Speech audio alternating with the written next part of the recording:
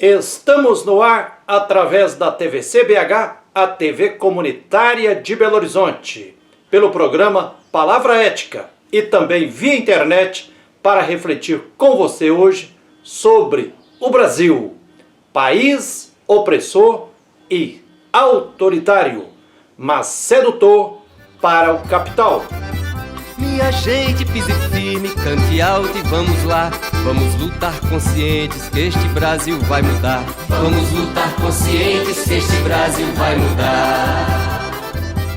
Além do baixo custo da mão de obra, as empresas transnacionais que se estabeleceram no Brasil sempre contaram com isenção ou redução de impostos, matéria-prima por um custo menor, cessão de terrenos para instalação, infraestrutura feita e mantida pelo Estado, estradas, portos, ferrovias, aeroportos, etc.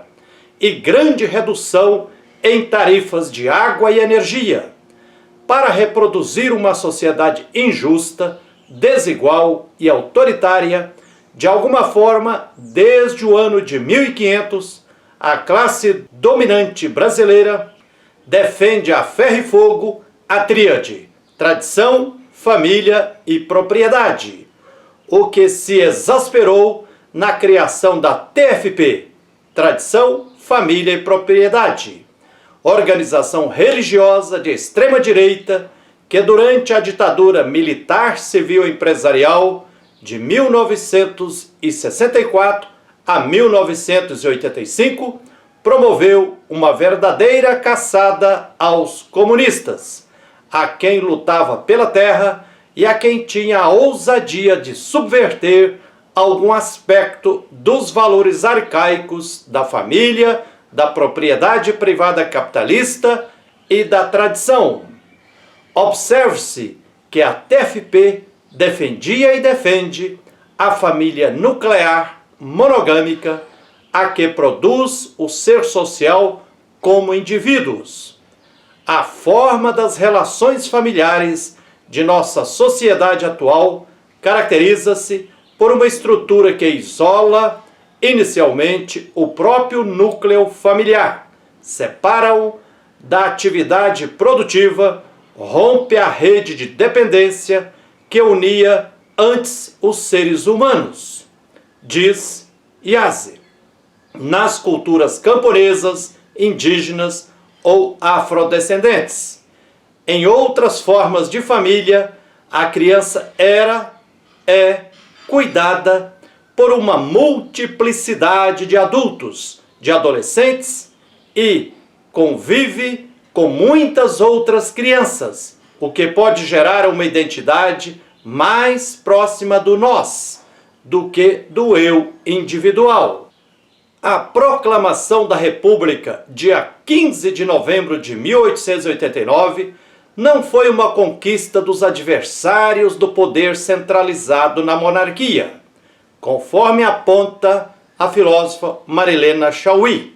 Histórica ou materialmente, a República exprime a realidade concreta de lutas socioeconômicas e os rearranjos de poder no interior da classe dominante, às voltas com o fim da escravidão, com o esgotamento dos engenhos, com os pedidos de subvenção estatal para a imigração promovida por uma parte dos cafeicultores, com a expansão da urbanização e a percepção de que o país precisava ajustar-se à conjuntura internacional da Revolução Industrial.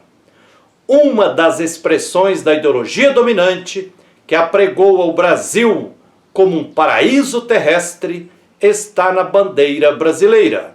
A filósofa Marilena Chauí recorda que, desde a Revolução Francesa, as bandeiras revolucionárias tendem a ser tricolores e são insígnias das lutas políticas pela liberdade, igualdade e fraternidade. A bandeira brasileira é quadricolor e não exprime o político, não narra a história do país. é um símbolo da natureza, é o Brasil jardim, o Brasil paraíso. Para compreendermos a importância e a necessidade da luta pela terra, enquanto pedagogia de emancipação humana, temos também que compreender a ideologia dominante que corre e ocorre no mais profundo das relações sociais, gerando fetichismo e coisificação, galhos que circulam a seiva do capital. Desde a invasão do Brasil pelos brancos portugueses em 1500, tensões, conflitos, contradições e violência permeiam e perpassam a nossa história. História, enquanto ciência, envolve contexto, processo e movimento. No Brasil, um mito fundador sustenta uma sociedade autoritária em uma operação de permanente ocultamento das contradições, injustiças e violências. Como a tradução da palavra da língua grega mitos, mito, no sentido antropológico, refere-se a uma narrativa que apresenta uma solução imaginária para tensões, conflitos e contradições, que não encontram caminhos para serem resolvidos no nível da realidade, diz Marilena Chaui. A percepção da realidade é bloqueada sob um impulso que estimula a repetição de algo imaginário. Um mito fundador para o Brasil foi criado e é recriado todos os dias. Um mito fundador é aquele que não cessa de encontrar novos meios para exprimir-se, novas linguagens, novos valores e ideias. De tal modo que, quanto mais parece ser outra coisa, tanto mais é a repetição de si mesmo. De forma disfarçada, o mito fundador se repete indefinidamente. Muda-se a aparência sob novas roupagens para manter em outros moldes a mesma engrenagem de uma sociedade autoritária. No modo de produção capitalista, no capitalismo, não há coisa alguma e pessoa alguma que escape da condição de mercadoria, diz Marilena Chaui. O capitalismo é o mundo desencantado, segundo Max Weber. Mundo em que desapareceram as representações mágicas. Um mundo que perdeu a aura, conforme Walter Benjamin. No mundo da mercadoria, coisas heterogêneas perdem a singularidade e a raridade. Tornam-se homogêneas porque são trocáveis umas pelas outras e todas elas são trocáveis pelo equivalente universal e homogeneizador universal, o dinheiro. O sociólogo José de Souza Martins pondera: na medida em que, através da alienação do produto do trabalho, cada sujeito só pode relacionar-se com os outros através da mercadoria, de fato, relaciona-se com os outros como se fosse destituído de condição humana, como se fosse coisa. Enquanto isso, a mercadoria é que estabelece relações sociais como se ela fosse dotada de humanidade. Em decorrência, os homens e as mulheres também, logicamente, ao se relacionarem uns com os outros através das coisas, através das mercadorias, estabelecem relações que são coisificadas. A noção de encantamento exige também a noção de desencantamento. Max Weber se refere a quê quando fala que o mundo capitalista está desencantado? Uma sociedade capitalista desencanta pelo verso, mas encanta pelo reverso. As mercadorias passam a ser consideradas objetos vivos, objetos humanos, e os seres humanos, os trabalhadores, são reificados, isto é, coisificados. Isso em um processo sutil de fetichização.